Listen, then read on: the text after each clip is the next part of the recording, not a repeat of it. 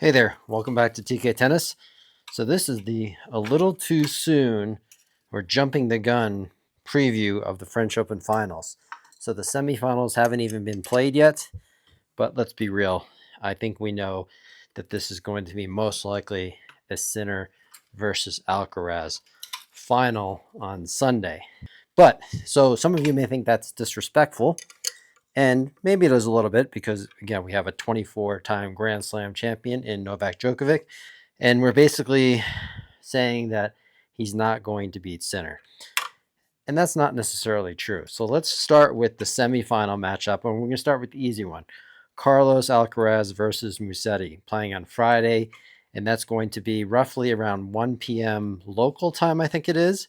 So it's going to be in the daytime, and the temperature is going to be 70 degrees. Winds are going to be pretty minimal. So a nice day. So the ball will move through the court pretty well on a 70-degree day. And that's going to favor Carlos Alcaraz. So let's make it clear on this one. Carlos is going to bully Musetti around the court. Musetti is a really nice player and has been having a great year, but his ability to contend with Alcaraz seems to be almost impossible. Alcaraz is going to stay on the baseline. He has more firepower than Musetti. Musetti is going to get pushed off of the baseline. He has those big high elbow strokes that a lot of people think are fantastic and you think they have a beautiful game. I know this is going to be controversial, but I think Musetti has a little bit of a dainty game. It's not to say that he can't hit a huge ball, but he gets pushed around and he needs more time. And he just can't overpower Alcaraz in any circumstance. So unless Carlos, or let's say, unless the cyborg Carlos Alcaraz completely self-implodes, there's really no way that Musetti can beat Alcaraz. The entire match is going to be on Alcaraz's racket throughout the entire match. And unless Musetti's serving absolutely incredible, and he does have a very nice serve, or a very reliable serve, but he would have to serve out of his mind. And Alcaraz just returns too well. No matter who the server is, Alcaraz can return as well as anybody in the world. So there's really not much chance for Musetti. Again, unless the cyborg that is Carlos Alcaraz implodes, we can expect. I don't like to do predictions. I think predictions are for fools. It's just not my style. But if I had to assess this fairly, I think it's most likely going to be 3 sets, 4 sets at the most. Alcaraz does have some dips in play. It's going to be during the daytime. The ball's going to move through the court pretty well. And there's really just nothing that Musetti can really do to win that match. So it's all up to Alcaraz. Now let's move on to the other semifinal, which is going to be Sinner versus Novak. And Sinner is most likely going to win the match. Let's just start there. But Novak certainly can win the match. But there's some problems. It's going to be played at night. I don't know if the roof is going to be open or closed, so it's going to get pretty chilly at night. If they keep the roof open, it's going to get really cold, and the ball's not going to move through the court. And that's going to help Novak for sure, because Novak is the ultimate and the best counterpuncher we've ever seen play the game. And if Sinner can't hit through the court as much and the ball is slowing down a little bit in the cold, that's going to help Novak's chances. But with that said, Sinner is the greatest offensive player from the baseline that's we've ever seen on both wings. And he's going to be able to hit through Novak most of the time. Again, unless it's just really cold and Novak is able to grind his way into the match. But let's compare first. The only person that Sinner has lost to in the past, I think about a year, he's like 46-2 in the past year. And of course, the 2 losses have been to Alcaraz. So when you compare, what do you need to do to beat Sinner? You first need to be able to match him with his speed. And Novak is a great counterpuncher, but compared to Alcaraz, he's a half a step slower, at least, than Alcaraz, right? So even though Novak can get to a lot of balls, he can't do what Alcaraz can do, which means when Alcaraz or when Sinner hits an incredible shot to Alcaraz and Alcaraz is on the full run, Alcaraz can still turn that into offense. If he can get his racket on the ball, he can turn it into offense and make you pay. Novak doesn't have that ability as much as he used to. So while Novak can get to some of those balls, he won't be able to turn them into offense and immediately throw Sinner into a defensive position. So when you compare him to Alcaraz in outright speed, he's a half step slower than Alcaraz. Now, Alcaraz also can mix up his shots, has better variety, and that's what helps Alcaraz beat Sinner, is that he has that variety on the drop shots and those driving, spinny balls into the corner that jump up high. The problem we're seeing at the French Open and on the French Open courts compared to Rome is the ball's not jumping up as high. And Novak, when he hits those shots, doesn't have quite, even though he uses a really heavy racket, doesn't have quite the drive and the bounce off of his shots or the RPMs that Carlos does. So Carlos also can make Sinner more uncomfortable with those higher driving deep balls with heavy RPM into the corner. So Novak doesn't have that capability as much as Alcaraz does. So when you talk about the only person that's beaten Sinner, which is Alcaraz, it's because of those factors. Plus Alcaraz has incredible hands on the drop shots and some of the best drop shots we've ever seen in tennis. And again, Novak is not at that level. So in order to beat Sinner these days, you need to have that variety, or so it seems. And it's just hard to see that Novak is lacking those options that Alcaraz does. So it's hard to see a way where Novak can get through Sinner. Not saying he can't, but Sinner has the mental edge these days, and he has the firepower to just continue to put Novak under so much pressure. Now, with that said, Novak, what he has going for him, it's on clay. And he did win the Olympics last year at Roland Garros against Alcaraz. So Novak is certainly no slouch and can certainly win this match. But like the other match with Alcaraz and Musetti, this match is going to be dictated by how well Sinner plays, not necessarily how well Novak plays. So it's all going to be dependent on Sinner. So if Sinner is playing well, like he has been, and he does nothing out of the ordinary happens where he's not injured or hurt, it's going to be hard for Novak to turn the tables. Now, I think Novak has a chance if it goes to 5 sets, but I'm a little torn even on that. Can Novak beat Sinner in 5 sets?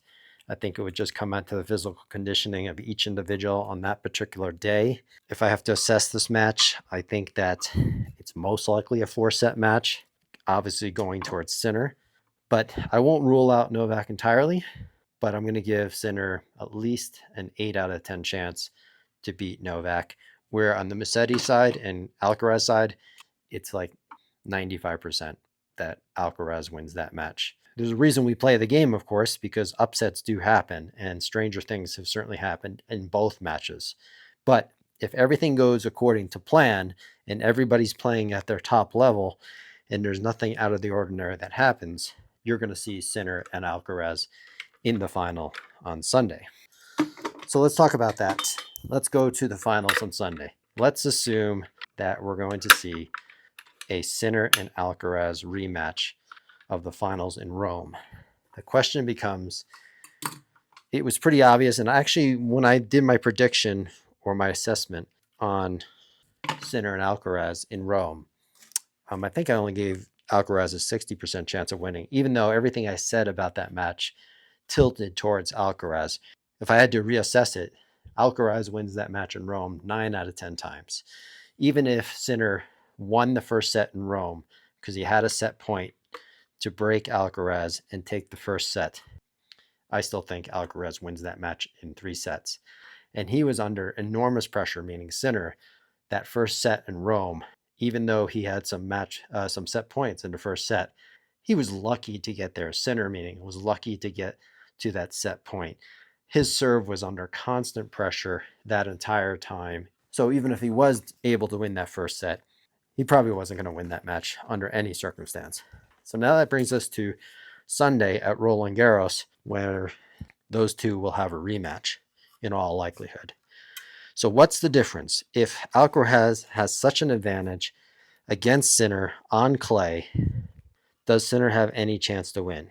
And let's be clear, I'm going to pick Alcaraz to win that match, but I think Sinner has a much better chance than he did in Rome. And there's a couple of reasons for that. The biggest one is, like I mentioned in the previous video for that Rome matchup, was that Alcaraz is just much better on slippery surfaces, meaning grass and clay. And why is Alcaraz better on slippery surfaces? Well, it really comes down to physics. It's just physics alone. Sinner may be the best mover for a 6'4", 6'5" guy that's ever played the game. I don't think that's even questionable. Sinner's movement is incredible for his size. It's better than probably anyone we've ever seen. What is going on here? Okay. In the game. For his size and height, he's the best mover I think we've ever seen. If someone thinks of someone different, let me know in the comments, but I think he's the best.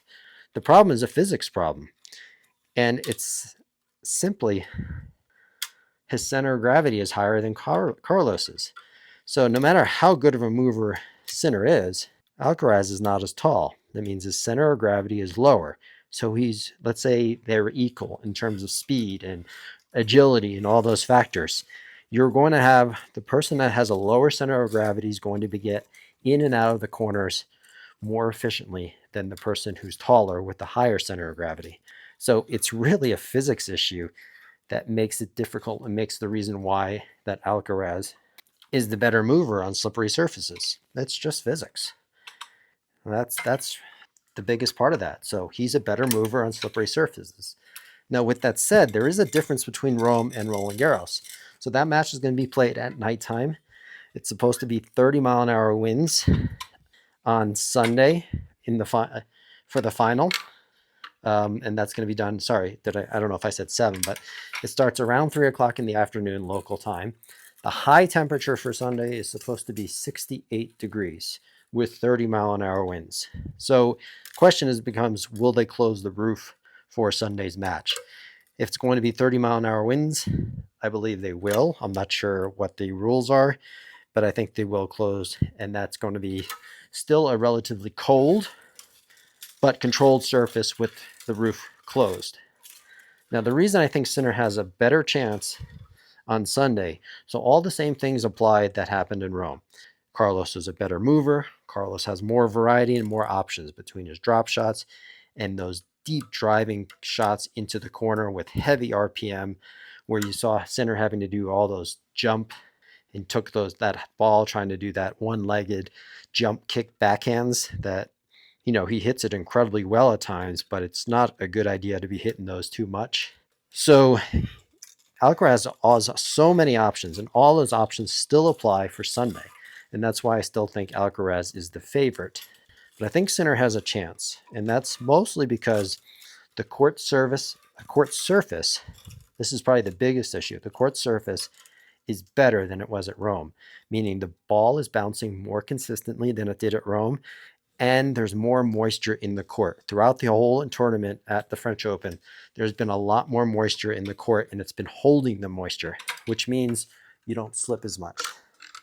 It's much more grippy than the Rome courts are, and that helps Sinner because Sinner lines up the ball, doesn't have to worry about as many bad bounces, and he's going to have better footing. And you're seeing that throughout the tournament. His footing is fantastic. And because the roof is closed, he's going to be able to hit his shots more on his terms than he was able to at Rome. The one downside for Sinner is because it's going to be played at 3 o'clock at the earliest, starting at 3:30, going to 4:30 and 5:30, even though it does stay light out a lot. If the roof is closed, it's going to be relatively cold. And he may not be able to hit through the court as much as he would like to. But because it's most likely sort of an indoor environment, he still probably will be able to.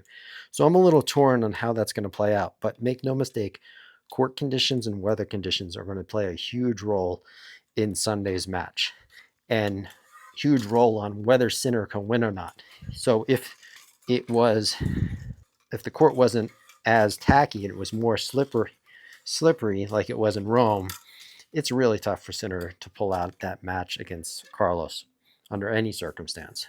So I think Sinner has a chance. Now, another reason why Sinner might have a chance is Carlos knows what he needs to do to beat Jannik. He has the formula in place. So the question becomes, clearly Sinner's team is going to have to make some adjustments and have to have adjustments in mind for the first set, second set, third set. So meaning if he loses the first set, what kind of adjustments will they make for the second set? How will he come out? They know that he most likely can't just do the same old thing that he did in Rome and expect a different outcome. With the exception of the court is much more suited to Sinner this time than it was in Rome. So they may start out the first set not making really any changes. But if Sinner's going to win, he's going to have to serve better than he did at Rome. And he didn't even serve bad at Rome, but he's going to have to serve really, really well to make sure he holds his serves against Carlos.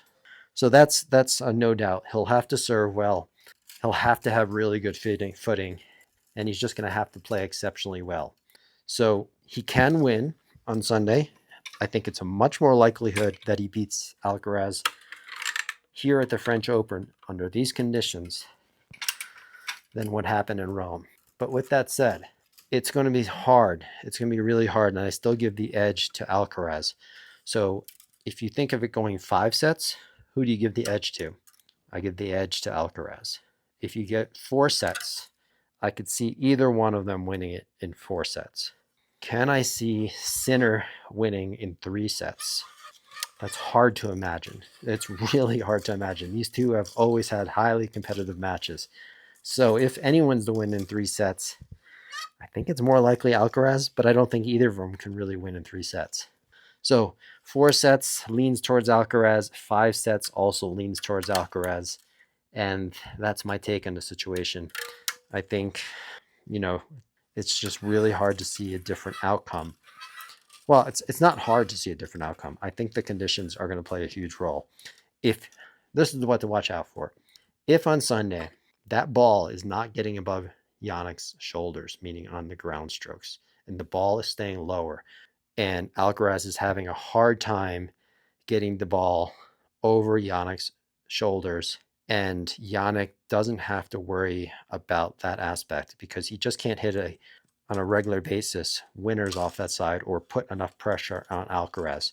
But if the ball is a little lower, 6 inches, 8 inches lower on average than it was in Rome, he's going to be able to put much more pressure on Alcaraz. So I think that's the number one thing to look out for. If Sinner serves really well and can hold his serve, Sinner has a chance. Combined with if the ball can stay lower, and because the footing is better, that means Carlos's drop shots may not be quite as effective because Sinner's going to get to more of them, and not only get to more of them, but actually be able to execute a better shot when he does get to the ball because the footing is just a little bit more consistent throughout this court. So I think that's the thing to look out for. Those 2 factors, great serving, and if the ball stays a little bit lower, and if Sinner doesn't need to hit as many of those one-legged backhand shots, that's going to be really helpful. I think the really big problem for Sinner that he needs to figure out how to solve, and I don't even know if it can be solved, is the wide serve, the wide kick serve out to Jannik's backhand. He's proven that if he moves back on it, even though he can hit incredible backhand returns from that position, not against Alcaraz. Alcaraz has it covered, and then he can hit a winner down the line to Jannik's forehand. So moving back has not really been an option. He's tried it. It's not working. So I think what's going to happen is that Jannik is going to have to take the ball earlier. And again, it comes back to court conditions. Because the bounce is more consistent and because his footing is going to be better, Yannick has a better chance of taking the ball on the rise towards that on the ad side when Alcaraz is hitting a kick serve and hurt Alcaraz and break Alcaraz maybe once or twice by really being aggressive on break chances when Alcaraz will undoubtedly kick it out to his backhand. And that might be the key to this match. If that happens and Yannick can generate a couple breaks in that manner, then Yannick has a chance to win this match in the French Open final. So that's it for a little bit too early. We're jumping the gun on this Sunday's final. Let's see if it seems the inevitable that Sinner and Alcaraz will play each other on Sunday. And thanks for watching and tuning in. I hope I didn't ramble on too much. We'll see if that all works out as I anticipate it will. I'll see you in the next days.